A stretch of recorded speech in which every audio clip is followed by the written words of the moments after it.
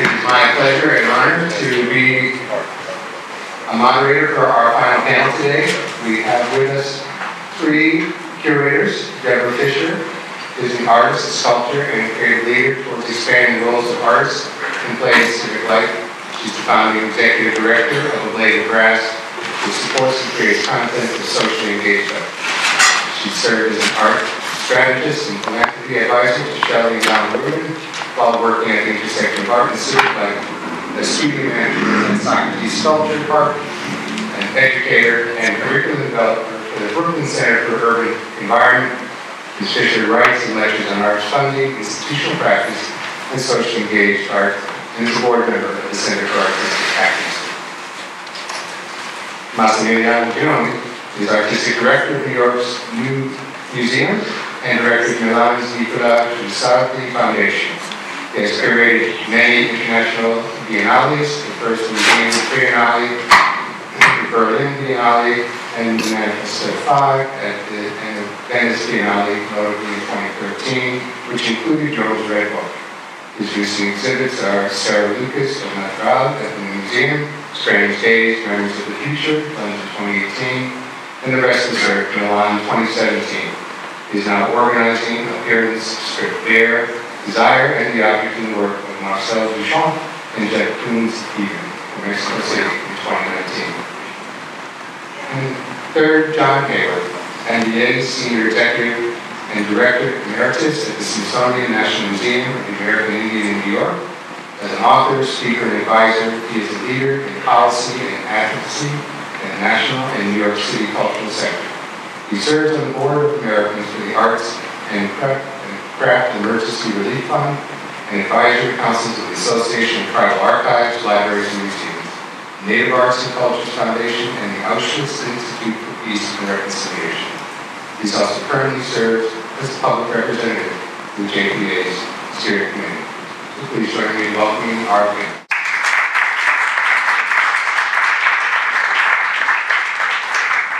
So in terms of format, what I'm going to do is invite Deborah to begin, and let each of the curators speak for a short period to just let you know what they're involved with, and then I'm hoping that they will begin to respond both to what we've been doing here today, as well as to each other, and then I will hope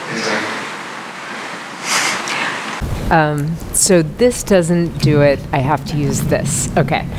Thank you. So, okay. I'm definitely mic'd now. Thank you. This is going to sound like pandering, but I have to start by saying that I had the most intense dreams last night. So,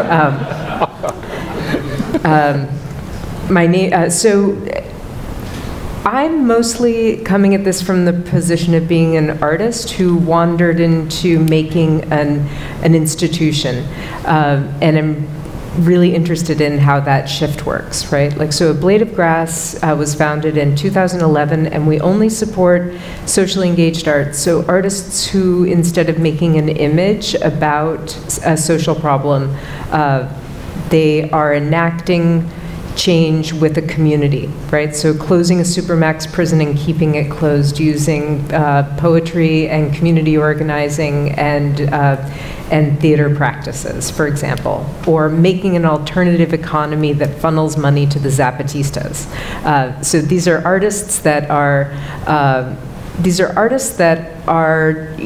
holding a vision with a group of people that are often coming from very diverse stakeholder groups, and then everybody works together to make the social change happen, and that can be super symbolic and really like the alternative economy that funnels money to the Zapatistas. We're not talking millions of dollars here. We're talking hundreds of dollars, but the idea of creating a new thing, right? That imagines the world as a different place with other people is what we do. And in order to do that work, we provide direct financial support to artists. We also make content, and we do research about their projects, because their projects are all happening out in the world.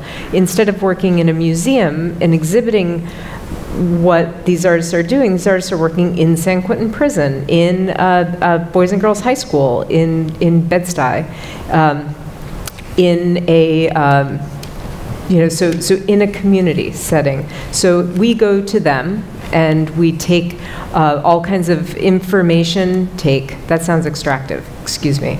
We gather, we work collaboratively to listen, and we do research and we make films, and then we also do a lot of public programming that helps people understand how this work works, how it's art, and what people get out of it. So that's the work that I do. And the thing that I'm excited about in the context of today's symposium is that there's an incredible amount of values alignment between what I've been hearing today and the work that we do, right? Because I've been hearing today a lot of stories about how everybody's art is important, right? That everybody's creative process is pretty much equally relevant, right? The idea that art can heal and reveal and that it's useful in an applied context, that's definitely very much what we're doing. And the idea that artistic process is just as important, or even sometimes more important, than the artistic product, right? These are all really fundamental ideas that are at the core of the work that we do. So those are things that I'm definitely interested in talking about. I'll stop right there. Yeah, and then we can talk more later. Yeah. Thank you. First of all, I am probably very ignorant about Jung, so I feel I shouldn't be here, but and I should say maybe why I'm here.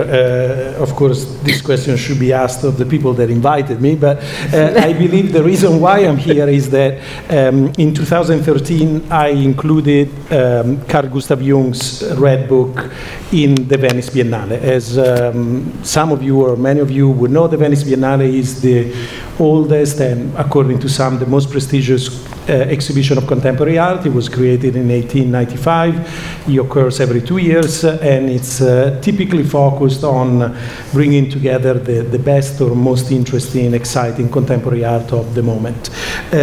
When I organized it in 2013, I had this idea which proved to be somewhat unconventional and provocative. And the central idea was to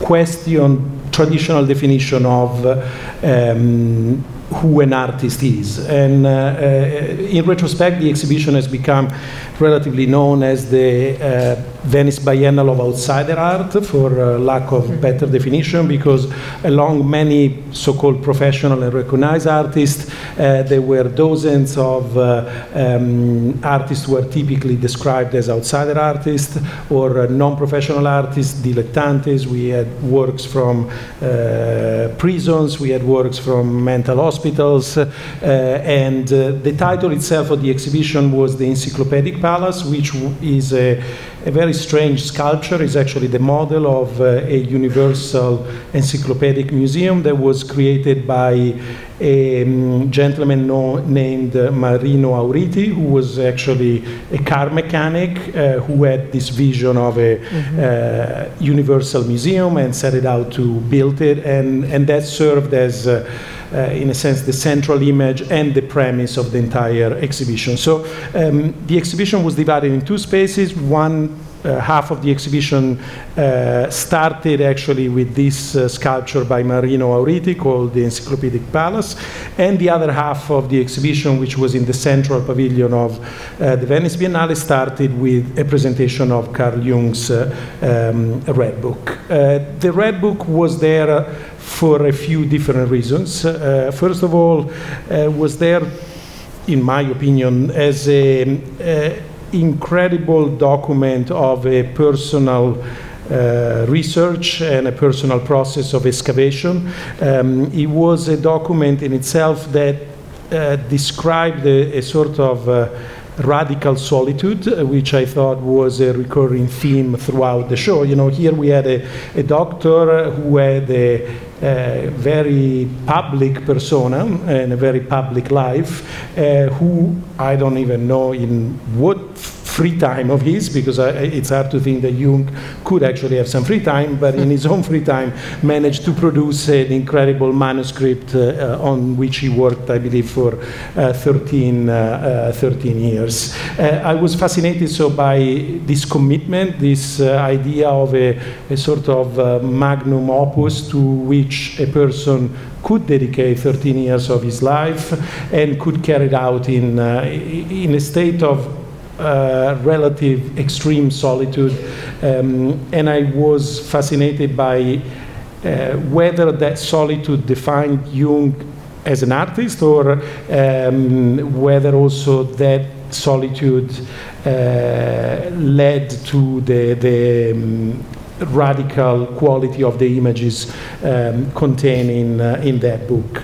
The exhibition itself, as I said, was asking who has the right or the honor or the responsibility to be called an artist, and whether or not that definition is a cultural process or is maybe more of an experience again of solitude and isolation. It was also very important for me to have Jung as the starting point, because he immediately subverted expectations around normality and pathology. As I said before, the exhibition was described as the outsider art biennale, and as you know, outsider art is typically a label that is used to describe the work of the insane, the work of people suffering from various pathologies. Obviously, starting with the doctor was immediately a subversion of expectations.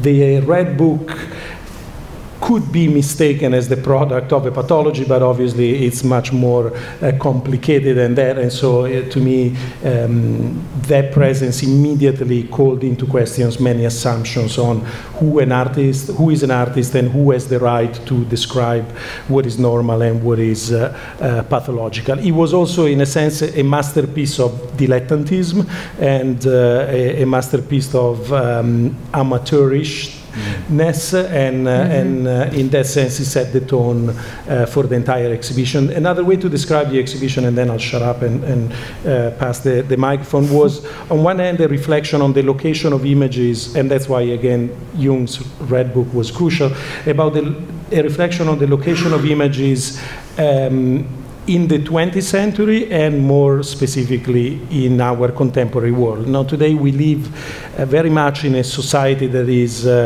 suffocated by images, and in which images are mainly artificially created. Throughout the show, instead, I was interested in looking at examples of people that were fascinated by their interior images. So Jung, as an example, just past the first room was with Jung was a cast of André Breton's face, with his eyes closed, obviously, and Breton as a figure that had invited us to explore our interior images, and there were many other artists. Irma Klint, whose work is now on view at the Guggenheim, was also a very important presence. Not so much, the funny thing, since I've done that show, I keep receiving troubling letters, of course, from many outsider artists and from many creative people who felt they had they found sympathetic attitude in my own work, and I also get creepy letters from sort of spiritualists and other curious characters. The inclusion of works like Irma Klint or Emma Kunz or Agustin Lesage and many other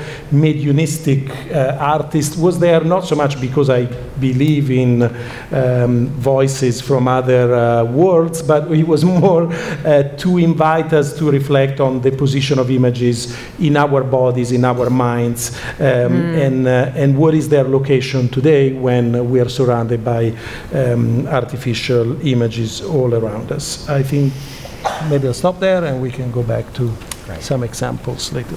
Great. Thank you so much. First of all, I want to say that today marks 2 years since I retired from the National Museum of the American Indian. So I'll try to give you my read and interpretation on that institution. But first I'm going to say both of your institutions, A Blade of Grass and the new museum, hold a special place for me because you are presenting complex ideas and complex cultural practices to the table. And I especially like the triennial exhibit that the new museum did because it brought an international perspective to the table in New York and broadened what we can understand about art making and curatorial practice. One of the things in the last 20 or so years is a deeper look at the question of who speaks, who has the authority to speak, who can speak, and looking carefully at the lens of that person, their cultural perspective, their political perspective, their geographic perspective. And working with tribal communities over the years, I learned so much that context was at the core of our work at the Indian Museum. And one of the things that we worked very systematically to break down was the practice of being the outsider looking in, the investigator from an anthropological or archaeological, even art historical perspective, and trying to give greater weight to the insider out, to give the voice to native communities, to cultural practitioners and artists in a very place-based frame of reference, and how important that is for the cultural specificity of the tribes and the very difference of that, and bringing that voice to the table. And so I'm very proud of that work. It was also, quite frankly, one that confronted hierarchical, historic hierarchies and looked at various ways to bring out different qualities of the art. And I'll put that most directly as there is a whole practice of collecting, as Jack mentioned, about connoisseurship and how did these collections come about. But there's also the broader conversation about the context of the objects, the community from where they came from, the home-based community of that. I also, throughout today, and hearing the perspectives of the speakers, I think there's quite a connection between curatorial practice and therapeutic practice. I think that what is at the heart of this is going for the depth and going for the authentic. I know that the work of institutions is very much about choosing and gathering and organizing discrete works, displaying and support issues of the visual.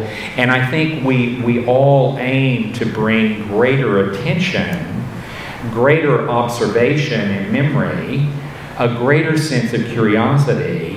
And we look in the museum practice of today, especially in a city like New York, but globally, we look at many labors, we look at multiple perspectives, and really come to value what each of those perspectives brings to the table, whether it's one of a personal perspective, an aesthetic one, or one that's grounded in and informed by social values. I appreciated the use of the word absorbing in the presentation today.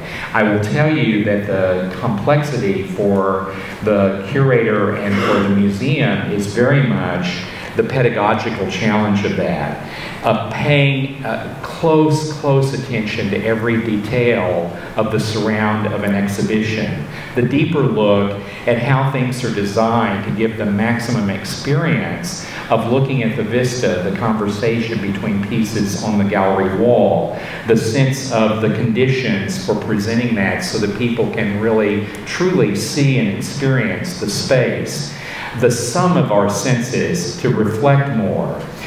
I think that one of the things that museums are grappling with, continue to grapple with, is taking the fuller story, really looking at the totality of that community's experience and bringing that to light. Processing the whole, whether it's of the exhibit, I mean, looking at when we go and when we encounter a cultural institution, there are certain things that we encounter in the institution as a whole. There are other things that we encounter in the exhibition as a whole. And there are other and even deeper things that we experience in looking at the individual objects that were selected somewhere along the line by a group practice or by a genius curator, or however we are processing all this.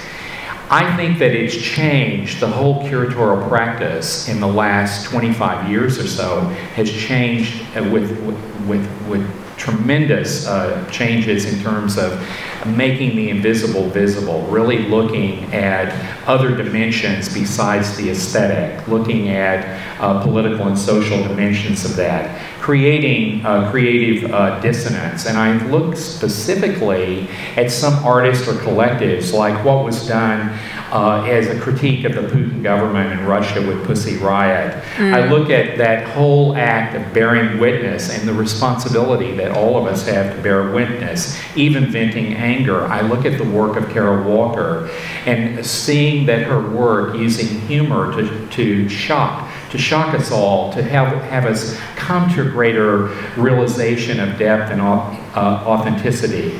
Looking at the context and viewpoint of cultural institutions, I was delighted of all the headlines about the dioramas at the American Museum of Natural History and how they're reinterpreting those. And I think that this is an onward, forward trend in our world. I think that there is also, like artists like William Kentridge from South Africa, doing a deeper exploration of the world, and that's certainly what has been accomplished at the new museum. I think that artists like Emily Jakar, who had a wonderful exhibition at the Queen's Museum, the memorial to 418 Palestinian villages that were occupied in 1948, and really documenting and bringing to the table much more than just the visual frame, but an entire communicating an entire social world about that. The living aspect of the artist, that collaborative spirit that was embodied in the work of Mel Chin in a brilliant exhibition that was very site-specific in different locations around our city. What Barbara Kruger has done in terms of social and political critique of the society, of challenging ideologies, the work of Guerrilla Girls and the African-American artist Mark Bradford. Martha Rosler's recent exhibit at the Jewish Museum advocated for particular points of view and went the distance if we have the time and space to really take all that in. I will tell you that from a perspective of museum education and visitor services, presenting the conditions in which people can really take it all in. It's a huge challenge in working with young people, in working with audiences of different backgrounds. I appreciate the description of different visitors and audience members going to museums, and the challenge we have of what does it take, what kind of intervention is required to really go the distance and have people look with eyes wide open. And I'll stop at that. Thank you. So there's a tension in Jung's work between what Massimiliano is picking up, which is the deep interiority. And at the same time, he has a dream of, you know, a vision of blood flowing across in a great tidal wave across Europe. And that this is before the First World War. And that propels him in part into his work. And so there is this tension between both the deep interiority and that, of course, results in the visual, versus something where it is more political and social and active. So that's where I'd like you to begin, if you would, to speak to that tension between those two parts.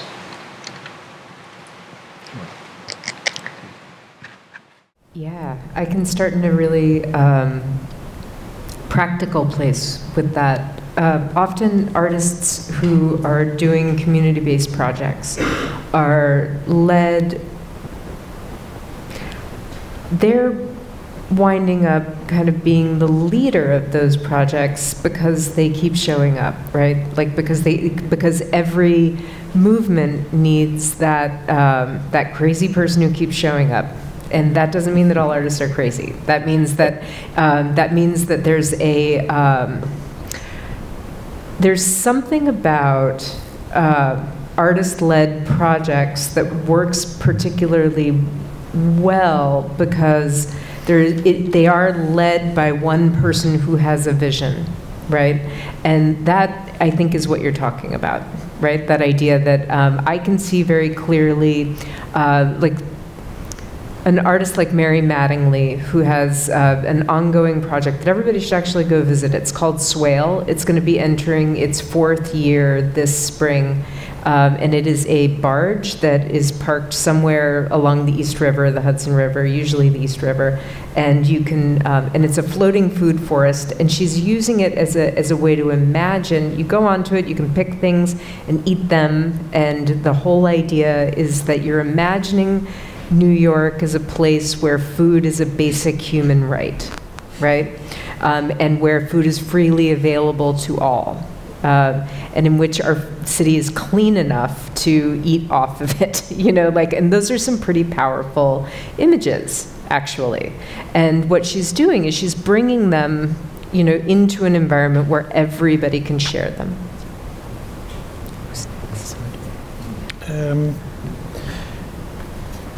I don't know if I'm the best equipped person to answer the question, if it was a question, but obviously for me what was important on the occasion of the Venice Biennale and also throughout other projects of mine, other exhibitions of mine, is that, let's say, the political or social experience is very much rooted in an experience of, let's say, radical subjectivity, which doesn't mean, the artist is behaving like a crazy person, even though, we know plenty of those, but more in the idea that maybe the responsibility of the artist is to develop individuality to such an extent that becomes a political position through the simple act of existing or presenting the work. I'm actually, and maybe this might be my limit, a little suspicious of political proclaims made in the work. I believe the political change is created when the work is so of itself that it becomes, in a sense, a model, again, of individuality. And I don't mean this in a kind of, exceptionalist sense, but it can simply mean that the object or the choice of colors are of such a, that could only be made by that person and in that way, and that becomes a political position because it states an example of individuality and difference. Going back to Jung's Red Book, and I don't know, if Thomas Fisher and even the estate identifies in that. To me, what was most provocative was seeing how a person of, in the beginning of the 20th century was at the same time appearing to be, through the work he was doing, somehow disconnected from its time. What I find incredibly fascinating about the Red Book is that it doesn't look like a contemporary book. It doesn't look like much of what contemporary art looked like in 1913, it looks very much anachronistic. It looks from a different time. It looks maybe more 19th century than 20th century, or anyway, it presents a series of understanding of the history of art and the history of time that are incredibly individual, and that is what I value for. I don't know if that is a political position, but certainly is a window on the life of an individual, presented with an intensity and a subjectivity that is very rare, and that I believe is somewhat political, because if I look at that book, I have such a strong presence of an individuality that I think is political, and I think it can affect change more than statements around politics can. Does that make any sense? Yes, it does. We had 3 wonderful presentations today about looking in a deeper way and having, I think, transformative kinds of experiences from encounters with works of art, with great works of art. I think the challenge is that developing the observation and the experience, frankly, and it's very much from a position of privilege to be able to really to take in the depth of a mature work of art, one of the late Beethoven quartets, or one of whatever out of history or contemporary music or whatever, or that there's so much that's required in building blocks to understand and really the depth of the more profound and the impact of that work on our lives, on our interior lives, is a great value. I believe that there's a similar track in terms of developing a worldview that is informed with agency, that is provocative to taking an action in terms of taking particular actions, and that too has many, many layers of depth of understanding. And how we, in the last year, in the last couple of years in particular, as we confronted new realities of social media, of equality issues, of social issues, that requires us to pay attention at a very deep and great level. I remember, and I can't quote exactly from this, but Walter Kerr wrote a book many years ago called The Decline of Pleasure. That book was very inspiring to me because it was a call to say, pay closer attention, pay attention to the details. I really believe, like, I'm so grateful that I've had friends who brought me along and said, listen harder, listen with more intention. Allow this work of art to penetrate your soul, to really make a difference in the quality of your life, intellectually, spiritually, in every way. But I think we're at a different crossroads now, politically and geopolitically, that we have to pay greater attention to the social urgency of the issues of the day. And whatever that is, to pay the attention to also respond in action is part of it.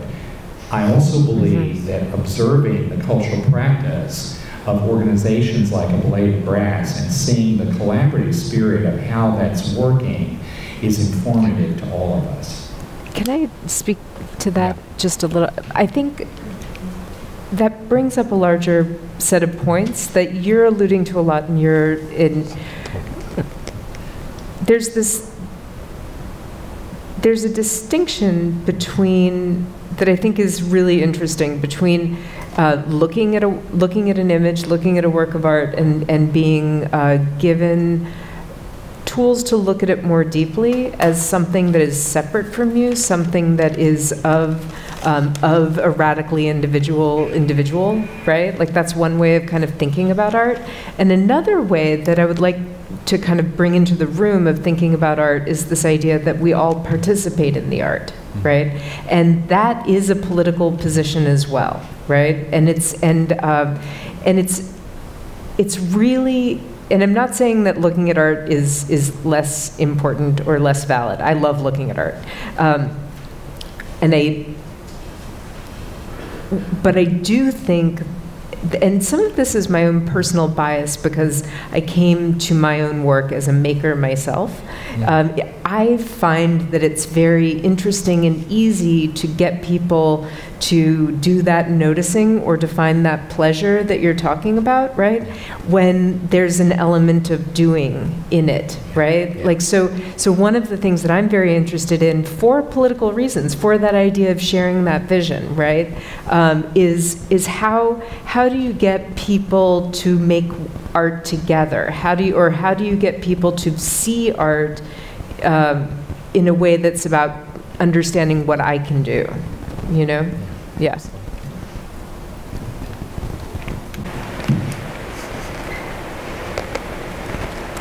Okay. So let me ask you this. Gioni was at great pains to tangle with the term art and artist. Okay? So he purposely decides, and that's one of the reasons where we got the title from, right, is that he enters into a liminal state where he recognizes creative process, and he recognizes at the center of his whole engagement with fantasy. But he declines to call himself an artist. And he eschews that on the grounds that there's an aesthetic component to that he has an allergic reaction to. Because he sees that as being other than meaningful, and therefore the bridge towards consciousness to him lies in the direction of meaning. And so he tries to hold space in saying, I'm not an artist, but I am going to be situated in this creative process. So what's interesting, right, because it's in art ed, it's in art therapy, it's in a lot of places where we talk about, well, art processes are open to everyone, and that there is a democracy to them. So the question is there still valence to that term? Because Jung holds in his other hand an idea about the artist that has a very particular and a true role that he sees as being able to access the deeper levels. So it's his whole tension between the spirit of the depths and the spirit of the times. And he sees the artist, and he writes about that in a couple of different places, about being that one who's able to access that level. So my first question to you is that, does the term artist still have a particular valence in a particular way that's other than just participatory? I'm always starting. You guys, somebody else has to start. Well, my perspective is probably biased and a little. The choice when I did the Venice Biennale was, and that's something also that is very present in many other exhibitions of mine, is in a sense a suspension of judgment on who is an art and an artist, because nowadays the definition of art and artist is somewhat compromised in my mind and very narrow.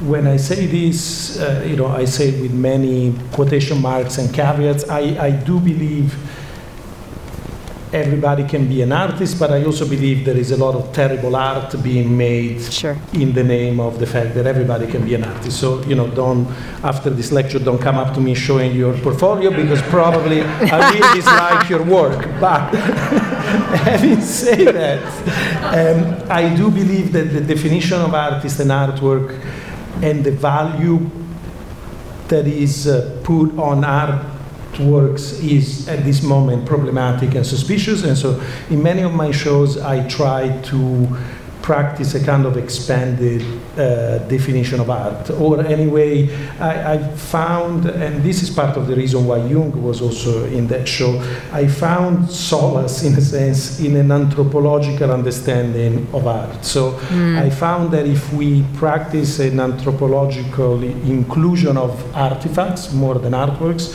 I think we can learn more about ourselves and our culture, and we can learn more about art, in a sense. I don't know if this is too convoluted, but so many of my shows are based on the assumption that my job is not even to decide what art is and what it is not, but to look at interesting manifestations of visual culture that can teach us something about the role of images in contemporary society. And I think that's a much healthier starting point, particularly because we live in a world in which, on one hand, art is very strictly defined and often financially compromised, let's say, and on the other, we don't confront a lot of the images that surround us, and which we should actually confront and try to understand much better than we typically do.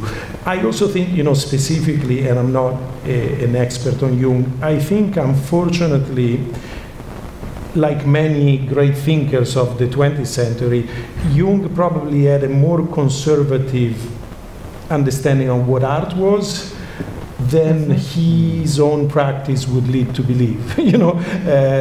What he says about Picasso even, or what you're also synthesizing that was his position about art and artists, was probably, unfortunately, more conservative than even the Red Book itself would lend a reader to believe. And so, I advocate to myself the right to misinterpret him and think that maybe he was even an artist, or anyway, what he was doing with images can tell us something about images today that is more valuable than many people who around that time defined themselves as artists and maybe were more mediocre makers than him. So I want to agree with every single thing that you said. Okay, I do and charge then take for it for it. But then I'm going to take it in a completely different direction. I think that we are living in a world where, there's an oversaturation of images, and there's this idea that everybody's a curator because you have a Facebook page and like all of that stuff. And I mean, I studied with Alan Capro, right? Like, you know, the idea that everyday life is more beautiful than art was a central theme of his, right? Like, so one of the things that I like about the work that we do at A Blade of Grass is that when you get like 500, we do a huge open call every year. We get about 570 applications from all over the country for things like community gardens or anti-racism workshops or, you know, like things that are very mundane in the world, right? And then you have to assess their artistic excellence, right? Like, and it's really wonderful because you stop thinking that everything can be art, like really quickly. And you start really kind of thinking like, no, anything can be art.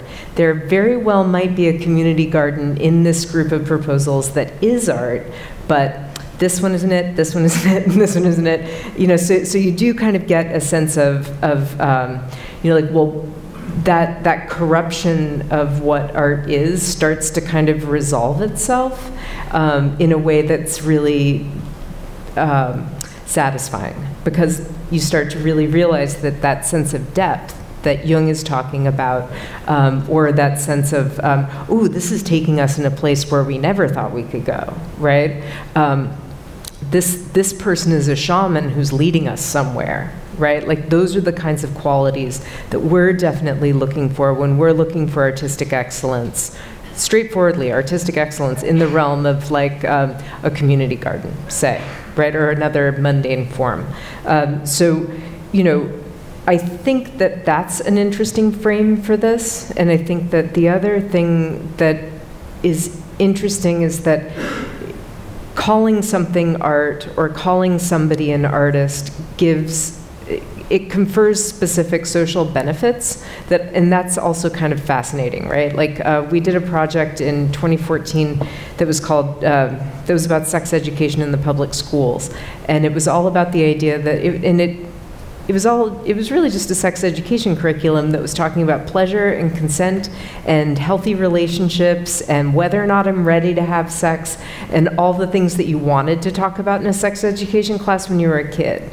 And it needed to be an art, it was just the way that sex education should be taught. That's all it was. But it needed to be an art project because then the parents could sign a consent form that said, like, my kids are going to participate in this art project that is about, that is happening in the sex education class, right? And that was a vehicle for letting everybody drop their guard about something that we have incredible taboos about in this culture, right? So, you know, there's this thing of like, you know, is it art? It depends. It depends. Is it being art? Is it status as art, or is my status as an artist useful? You know, winds up being very important. I'd just like to add a couple of things. I had a flash of thinking about Sunday in the Park with George, the Stephen Sondheim piece, and what it brought to mind was the conditions for creating art was very different 100 years ago from what it is in contemporary society.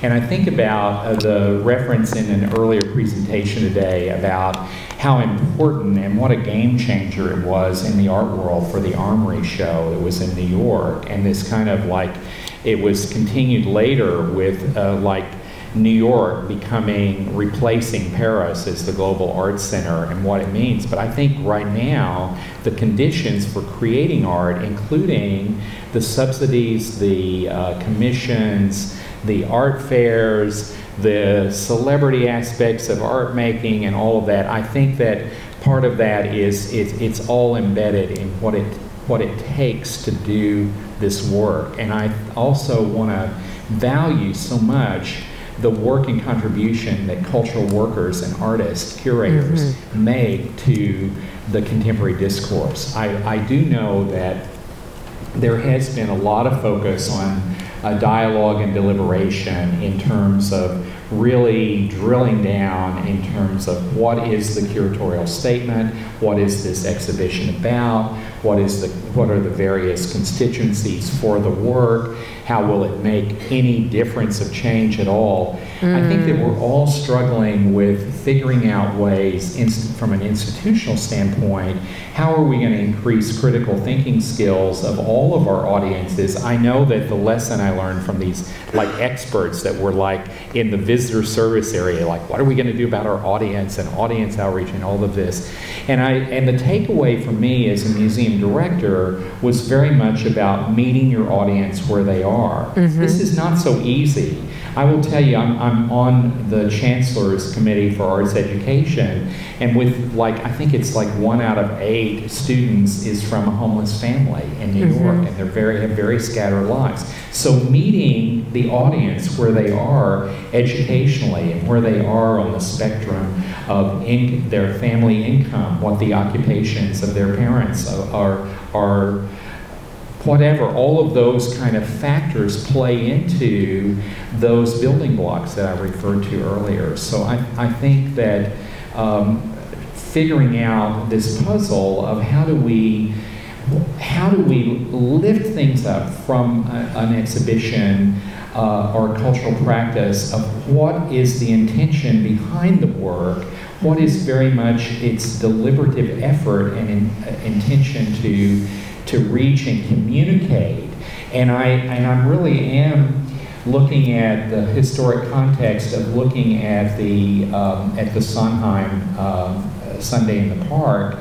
I think that was, I can't remember exactly when that piece was written, but I'd say if they had a third act to it, we'd have an entirely different set of what is required in terms of art making and intention and what is required today than was even at the second act of that show.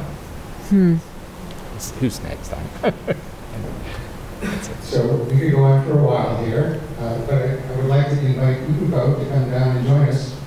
And in part because we're going to have a little time for a question and answer here, but also one of the things that Deborah raised and what John is just alluding to is that there's also the question about the autonomy of the drive. You depicted that in the form of that person who keeps coming back. And that you can identify that. But it leads to that other question about beyond the conscious intent of the artist and beyond the conscious intent of the proposal is something that is also driving out from the unconscious. Because the conditions of the time have so activated something in the unconscious, right? Or that it's an attempt to try to heal. So that's giving us a quote for tomorrow, which is from Jung, that art represents the process of self-regulation in the life of nations and epochs. Yeah. So I understand that a lot of what you're doing, both in terms of making space for this, is identifying and giving room, giving support to a lot of different people in order to respond to the conditions of the time. So I just wanted you to talk about that because I also know that that's something that Ecoco has actively been involved with for decades.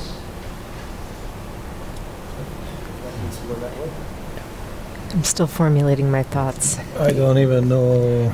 Start. What was the... Say the quote again. It was really good. The quote is, art represents the process of self-regulation. Self? It's emotional, it's not regulation.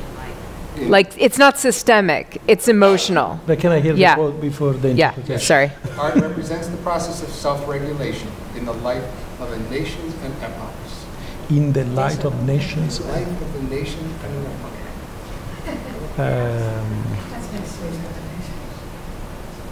Yeah, I don't, well, and what should I say?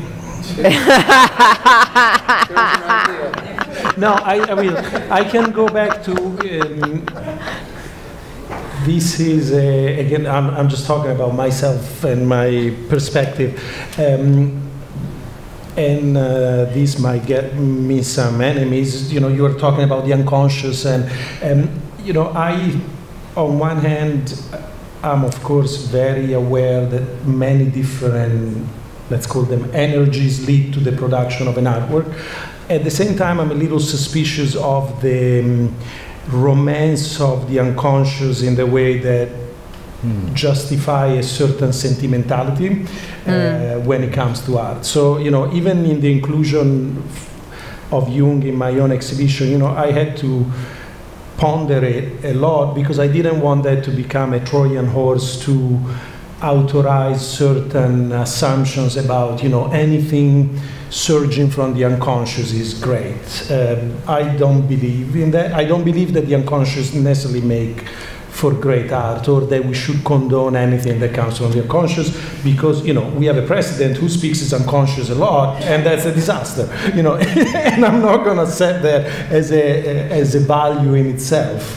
So I think, and this is where maybe, you know, the reference to nations and epochs becomes relevant, because as much as I believe that art is an expression of radical subjectivity, I do believe that culture or cultures select what art becomes, and so in a sense, you know, again, the question in my own Venice Biennale was very much about who and when. Who gets recognized to be an artist, and does that even matter? Yeah. And what exclusions are made when we define what an artist is. And you know, again, I don't want to endorse the myth of, you know, the lonely, unknown artist that gets rediscovered, but even though I'm very partial and in love with that myth, but I think, again, a lot of kitsch gets brought in that way. So I think it's a matter of individuality as it gets embraced or recognized by culture, or, you know, it's in the dialectic between the individual and the culture that art happens or is recognized, and when that happens, we should take that opportunity to learn about not only about individuals, but also about the limits of culture. You know, many of my exhibitions or projects have to do, again, with the question of who is inside and who is outside, not because I embrace the romanticism that who is outside is better, but because by looking at that liminal space, we can learn what our definitions of cultures are, our definitions of acceptance, our definition of normality, and so on and so forth. So I don't know if that answers the question, but I'm a little suspicious about the idea of, you know, the unconscious is good. Good choice. I'm completely unsuspicious about the idea that that art does this healing work, and that that it comes from the like, I'm totally unsuspicious about all of that. That was why I was having a really hard time kind of except to say, like, yes, you know, because one of the things that we do whenever we work with a project, we do research, right? So somebody who's been doing who's been researching and writing, basically writing assessments of community-based theater and socially engaged art projects for like 35 years, and has developed an incredible body of work around this, follows each one of our projects. And so she asks people questions like, how did you experience that? Why did you think it was art? Was the fact that it was art important? You know, like, what changed for you, right? Like, and all of these things. And one of the things that comes up again and again when you read these reports is the fact that people participate in these things because they want the healing. And the idea that it's healing is so, the idea that this participation in what the artist is bringing is healing is so, you know, just consistent and straightforwardly admitted to and described in ways that are just so completely plain, right? That they're kind of beautiful. Right, but I have nothing. I have nothing to say to problematize that, except that yes, that is my work. I see that every day. Yeah. Can I? Yeah, definitely. Ask a question? Does the healing make for good art? And, good question. Yes. And the second question, which to me is in a sense, eternal question, which I feel very conflicted about. Yeah. Because I admire a lot of art that is made through healing and is made in non-professional settings, but I'm also very concerned with the mythology around it. So the question is, I saw it in your notes, you know, the question of authenticity and the question of sincerity. You know, I think sincerity makes usually for very bad art. Yes. Even though I want my shows to question, you know, what is good art and bad art, but you know, I'm always, you know, I think art. Hard work makes for great art. Yes. Not sincerity. Yes. And I just want to say something. Yes. But first of all, I completely agree with you about the totally non-suspicious about the healing quality of art. Right. And your comment about as a healing art, healing makes a good art. I think first of all, you have to think about what's the definition of what's a good art and what bad art. So we have, everyone has a different definitions. So I might say that healing does help to create more authentic art. You know, that's much I can say. I mean, again, authentic meaning, again, that's another definition, right? So what I want to say, I could be completely off the target about the questions, but I want to say it anyway, is that to me, art is the ultimate form of communication. And you know, in creating art, there are three parts. One is the art maker, there's an artwork, and audience or viewers. And it always doesn't work in that kind of triangle. Particularly, I'm sorry to be so, you know, based on a clinical experience, but with my clinical experience, their art making process is art creator, artwork, and then go back to the art creator. So that brings to another question about what is the motivations and the reason why artists make art. And one is some people make art targeting to share with the public, and particularly political statement when they make art, the target is society or whatever. And people like, let's say, the psychiatric patients, the target is themselves. They don't care whether they share in the public or not. So, you know, I give you one incident, is that when I was working in a hospital, one of the very floridly psychotic patients created really disturbing art. And everybody wanted to put up their artwork on the wall. And so I was kind of hesitant, not because protecting the rest of the people, but it's almost like I felt like, you know, just exposing his vulnerability. So I wanted to protect the artist. Right. But he insisted he wants to put it up. Yeah. So I weakened and then I put it up. And a few weeks later, he was medicated, and he's no longer psychotic. And he was angry at me. He would go, "Why did you make me put that up?" So, you know, so that's another thing. So for those kind of art making, it's not necessarily sharing with other people. It's a very personalized art. Sure. Right. So, you know, in terms of like you curators, you know, when you do choose art, of course, you have to think about what is the target and what is the purpose when they're creating art. And sometimes you may have to function as their ego, you know, and to protect them. Or what are some of the criteria that which you have to think about when you choose art? I mean, that's this is a good way to get back to what you were saying about what is good art, right? Because I think that the number one thing to think about is like, is it good, right? And that's a real question. And you're right. There's a lot of times when art is made in a way that's very, goodness is suspicious in art. I'm agreeing with you on that. But there's also this thing of like, there's a difference between goodness and healing, and there's a difference between something that's a very simple idea and something that's a very complex idea. Just because something is this is something that I'm still thinking a lot about, because, and Manon, you should probably just grab that mic and jump in, because you probably have better things to say than I do about this, because you curate a lot of social practice work, but you don't, go. I just want to bring in one word. My name is Manon. John mentioned the Milton show. I was one of the curators of that. And I wanted to bring Mel's work in. He's a great example of this. Yeah. Because there's two areas, both to do with environmental pollution that he engaged with. One was the deliberate pollution of the water in Flint, Michigan, to save money, and it was ignored for many years, despite all the symptoms and the sickness. It was ignored. And the other is in New Orleans, the lead-infused literate kids were being poisoned by the lead that was in their paint. And this is throughout the country. And I think that when you look at other artists that have tackled similar issues, and Massimiliano, you spoke about, I don't like to see political in the art. I like what it does to be political, its form to be political. And I think Mel's a perfect example of this.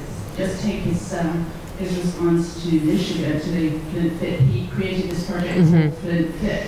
Very, very briefly, he collected all the hundreds of thousands of water bottles that were the byproduct of people not being able to drink from their taps. They had to drink bottled water. And first of all, got community buy-in, and then from the community, they collected these bottles, which were then taken to a plant where they were turned into walls and then into fabric.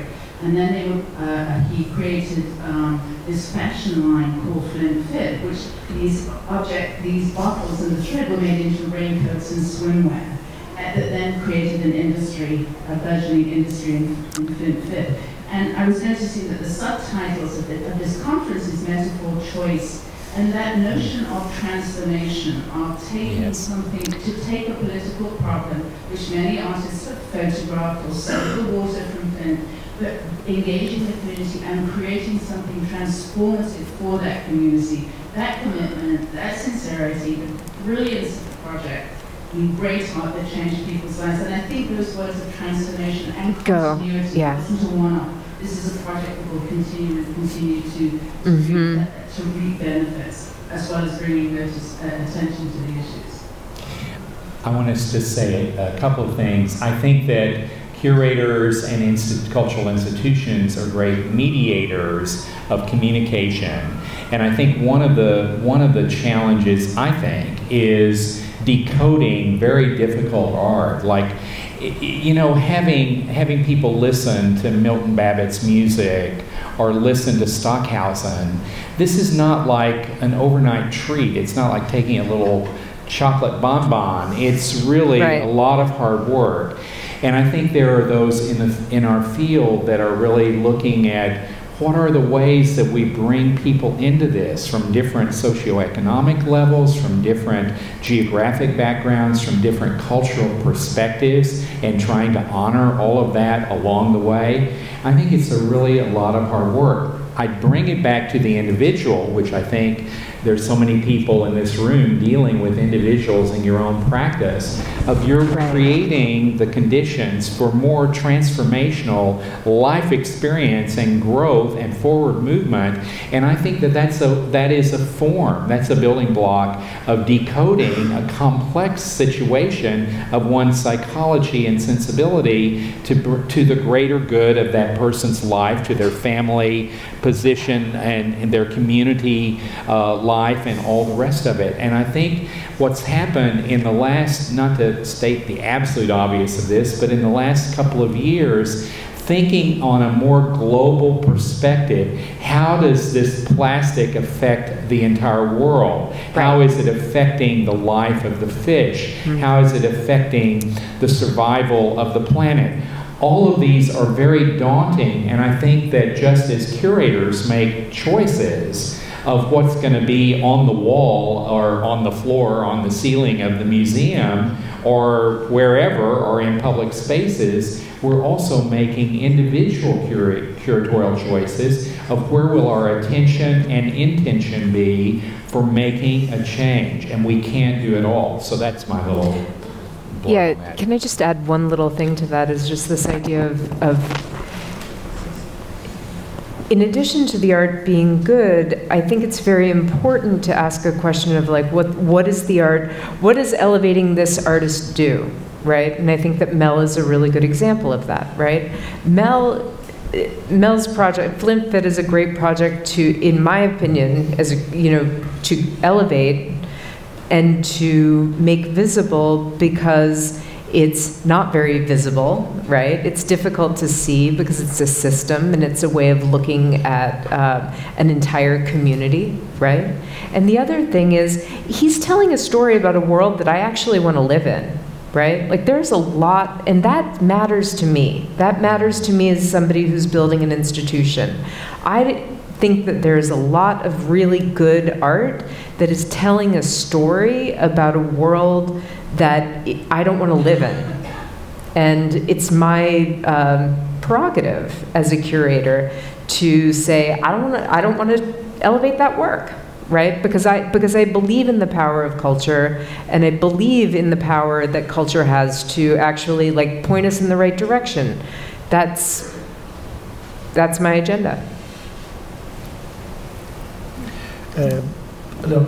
Part of me wants to take back the good art question, because I also feel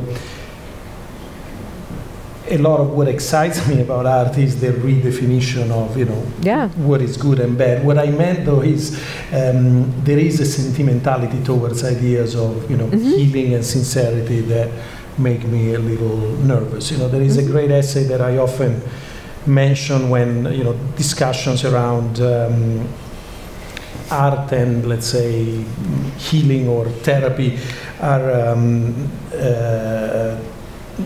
discussed, and it's a piece by Al Foster about the surrealist fascination for, let's say, outsider art or the art of the psychotic, and it's called Blinded Insights. And what he says is that basically the myth that the surrealists were promoting of the art of the so-called psychotic that at the beginning of the 20th century was started being collected and analyzed, was that these were liberating works through which the patients were manifesting their unconscious, and there was a practice of freedom. His point of view is that maybe, first of all, those works were often more conservative than even the surrealists realized, and that in a sense they were images of a desire for control rather than a desire for liberation. Sure. And I don't know what that leaves us, but I think it's a very interesting perspective on, we typically assume that work that comes out of healing sessions is somehow a cry for freedom, but maybe it's actually a cry for clearly for help, or for an image of a world in order rather than an image of a world in chaos. Maybe this is totally simplistic, but the art, good art or whatever it is that is something that which conveys something from art to you. There's some clearly emotional, some level of communication, but at the same time, there is an aesthetic element that artists put into some pleasure and enjoyment to express that. To me, that's good, right? And this brings to the question about outsider art. I have a lot of mixed feeling about the different type of outsider show. Some I leave with the really good feelings. Alfred Wolfley, and there's some, so to speak, outsider artists, and their artwork obviously shows pathology, but aesthetic component really supersedes it, and then there is a definitely enjoyment in the process I can sense, and I consider that to be really, impact me. So to me, it's a very simple way. There's definitely a clear communication that you can communicate, but there is kind of superseding aesthetic element add to it. So we've run over time, and I just want to give a few minutes to the audience in case there's any questions. Begin, Michael. I'm noticing. Do you need a microphone, or? No. Well, I can speak loudly. Yeah. You guys can. Okay. What's interesting in the discussion is that we're all talking, you're talking about what's good art, what's not good art. And even in the beginning of Thomas Fisher's presentation, where Jung would consider certain pieces work and certain pieces art, and then say that Duchamp not art. Yeah, okay. So my question is the premise of what is art, because it seems to me that everybody has, people talk about love, and everybody means something else, means something different when they talk about love, or spirituality. Everybody has a different definition. So what is the definition of art? And this is something I would have asked in the beginning. Yeah. It's the end. Because it seems as though we have to have some sort of common definition as to what art is in order to talk about it. That's another conference. No, we don't.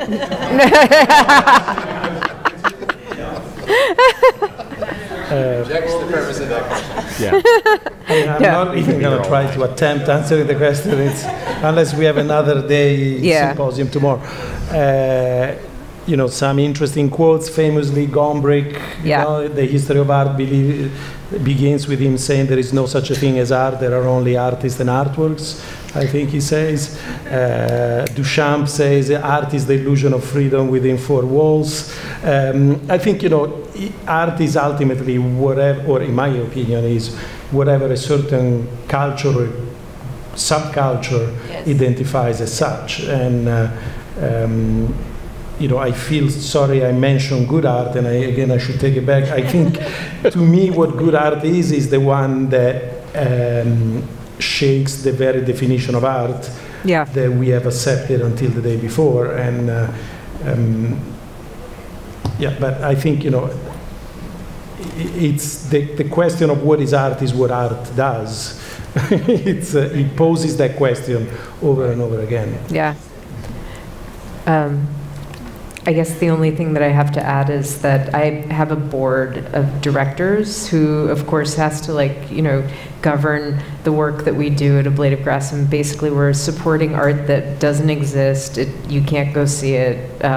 It doesn't make anything. It's a process, right? So one of the things that came out of that is, and it's amazing, right? So one of the things that comes out of that is, for years in board meetings, we would talk about what is art at great length, and we would get into these conversations that felt like that felt really real because of exactly what you're saying. This idea that we were in the presence of the art because we were debating about every single project in such a committed way, right? So that to me felt like the art was there because of that debate. Yeah.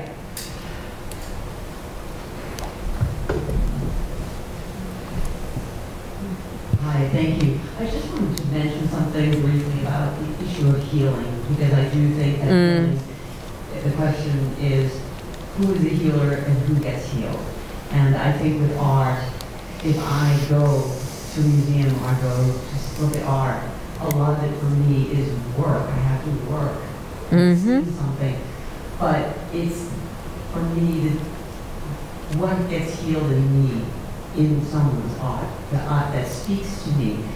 So, and I also, in my clinical work, I work with very psychotic patients. I think one of the best things we do nowadays in patient settings, which is not very much for clinicians, unfortunately, but it's the art therapy or the therapy, the art therapy. Because if nothing else, the most psychotic patient does artwork and they can't find the language to speak to us, because it's, unfortunately, let's use the word absurd at that moment, because it's all kind of process. And so they will put art all over the walls of their room, and it's really beautiful. And I know that I feel healed by looking at some things that I can't get to with the patient. And I think healer is not a person, not a creator or a therapist.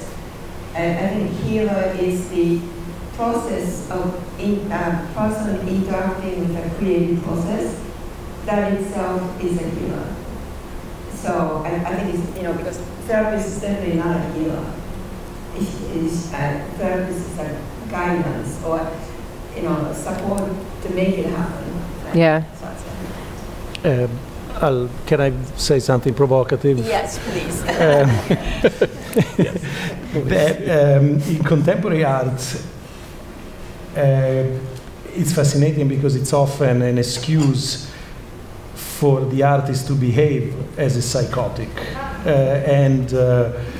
So it's, you know, on one hand, we look at the art as a practice of healing, but throughout the history of the 20th century, we have evidence of artists using art as a way to act out, as to a way to mimic or actually becoming psychotic. Yeah. And that often has maybe a healing effect, a sort of cathartic effect on society.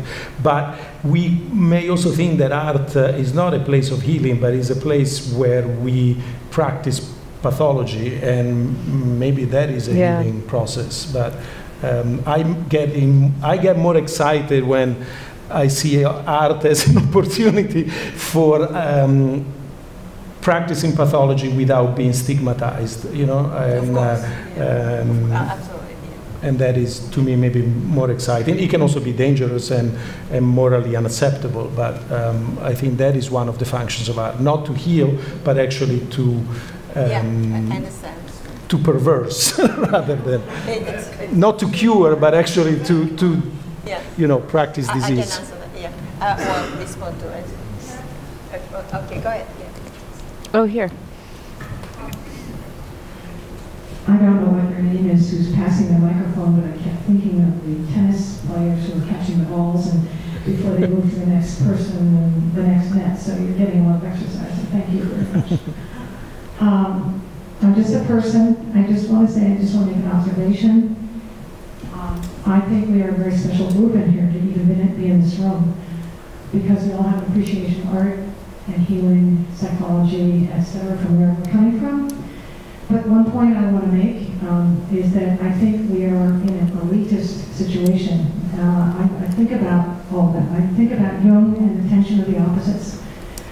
And I think about the privilege that we are here. All of us are privileged to be here. I'm in the education field. I've also been in the therapy field, and the psychology field, and the design field. I teach in an institution, I teach at Pratt. But what I teach is visual perception, and visual perception is about seeing. And I think what's interesting in terms of visual perception and about the visual world that we are all in, whether we are dealing with art therapy or dealing with one-on-one, is that there's a ripple effect that we have to respect to our own work and not get elitist about it, because I do think that there's a lot of elitism, and I think it's honorable that we can work in the hospital or work with people who don't get exposed to art and who we do think of art as healing. But it's really kind of the mission that maybe each of us take in our lives and the calling that we have, but also to realize that there's a, I hate to use the word elitist, but classist or sexist or whatever it is, and that's all I want to do, is I want to keep it on the ground. That's my point. Excellent. Right. One last question? Yep. I'm picking up on this issue of sincerity. I knew a fellow many years ago as a young man. He'd been a national golf champion in London, England, and he got to know Maggie Smith. And he told me the story that Maggie Smith had told him. She told him that one day her friend Laurence Olivier, Sir Laurence Olivier, the great Sir Laurence Olivier, he'd been playing the role of one of the Shakespearean plays in London, and day after day he kept getting rave reviews. But one night he began to actually feel the role, and he sort of suddenly became aware of who that person was, and he began to have all those feelings. And he told Maggie Smith that he felt that was his finest performance. But the next day he was panned by all the papers. They couldn't understand what got into all of it. How could he even acted so badly? So, what is art?